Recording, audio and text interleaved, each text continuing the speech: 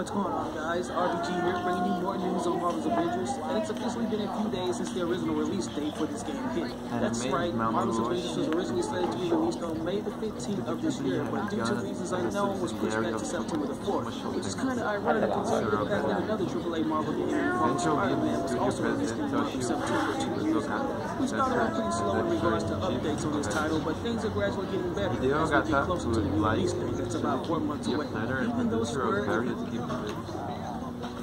a role that concluded for Ogata with Isao Takahata's 1994 film Pompoko.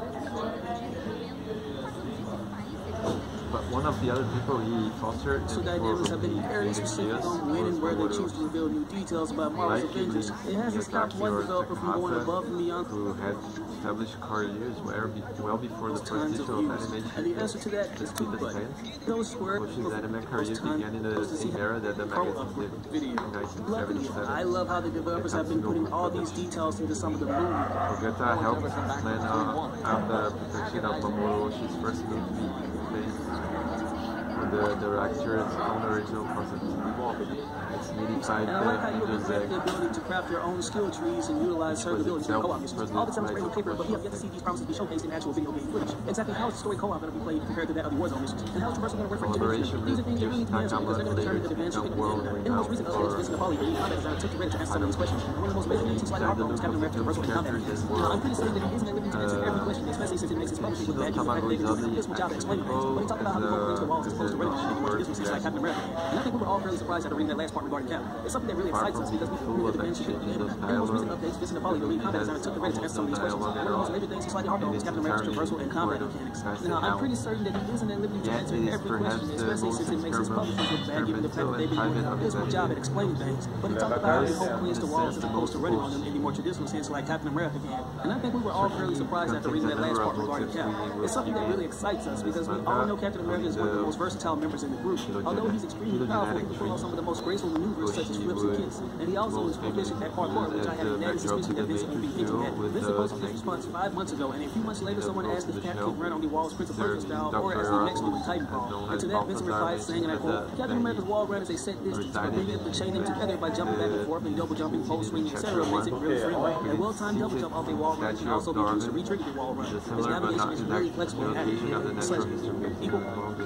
Insane. Throughout the years, the MCU has strongly emphasized how thorough Captain America is when it comes to his acrobatics. And a game that tries to showcase these abilities is Captain America Super Soldier, a game that features some pretty prolific gameplay mechanics for Cap, but was poorly executed due to being rushed, which is the most common case for movie tie-in games. You heard me mention how the most sloppily implemented feature that we're going to be swinging from bars and whipping around corners in platforming segments for Captain America. I specifically like how Vincent mentions that a well-timed double jump can be used to retrigger wall runs. That's something that I can see with Pats. I'm thinking that it pull off those exactly what they call a butterfly twist to add more force to his shield moves, and how you would add this to your kit to perform your celebration for Lash, and Cap can perform your standard powerhouse moves, but he can switch over to a more acrobatic style to make those attacks just as powerful. If you go back to the gameplay demonstration from last year's Tokyo Game Show, you can see Captain America doing jumping attacks that transition into the butterfly twist attack that you said is going to be pulled off with the page for Marvel's Avengers. To go back and sort of without a doubt, on social media, who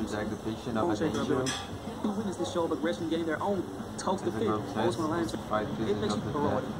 So to enter into the arc reactor, Iron Man unleashes a assault heroic big unit beam, which fires a continuous beam of concentrated muon particle energy, destroying anything in its path. Now, they don't go into specifics about the other abilities, but we do get a brief look at one of the ultimates from the game overview trailer in the form of these smart rockets. By pressing the left and right bumper buttons, you can fire a style. And that's all we have for Natasha. The next reveal we have is Thor, whose heroic abilities we've seen in action, but just like we hoped, we didn't know about the effects and buff details. For his assault heroic, he has the Warrior's Fury, which allows him to channel the golden force to imbue himself with limitless lightning strikes that arc out to assault nearby enemies. While Warrior's Fury is active, all attacks are also charged with electrical energy and inflict additional damage. Upgrading this ability will eventually channel the protective force to nearby allies. The blast itself, the lightning continues to strike the surrounding enemies. What I like about this new detail is that it almost explains how the skill tree will affect with pre-existing heroics, like when you continue to upgrade this ability, you provide your teammates with additional coverage from enemies. As for the Bifrost heroic, I'm a little confused on if it's an upgrade effect to the Warrior's Fury heroic or its own thing, because they the energy strikes upon its return. I take that it will be his ultimate heroic attack since anime episode of 1982 was won by Yoshisuke Sarichi Noshi after You've Gone, episode 44 of Yurusei Yatsura. Incidentally, the episode that when I saw it, incidentally, the episode that when I saw it at 13 taught me the as yet unnamed concept of moe. I saw it in the most well of cities. The pages of animation was presented to the readers with a familiar tone.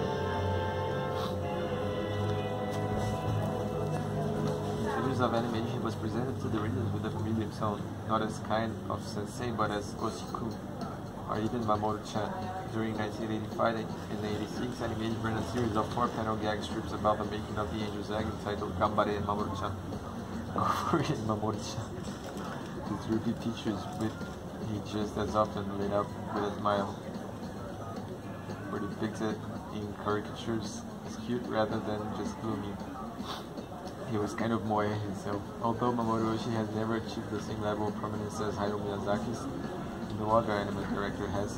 He shares with Miyazaki the fact that in the 1980s both directors were much closer to the tastes of the hardcore anime fans, whose really keep animation soft, and attempted to cultivate and sometimes curate.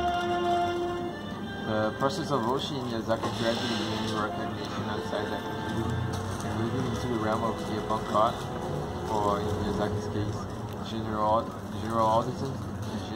audiences, was also a process of gradual drift away from their earlier templates, as the directors changed the kind of anime they wanted to make. Perhaps this is because otaku never learned anything, as Miyazaki said in the Vietnam games and mangas.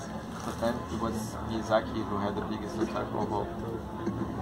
Hideakian voiced the protagonist of his final first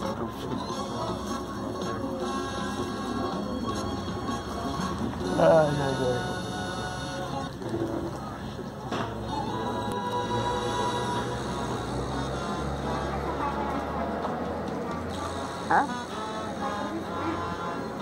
Pra não dar foto?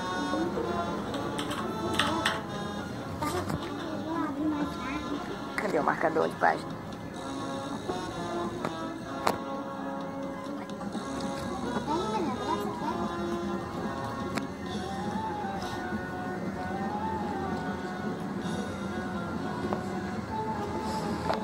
Deixa eu ver, dá pra ver lá. Cadê? Ué, meu pai não caiu? Por que eu vou cair? Senão tem um horizonte.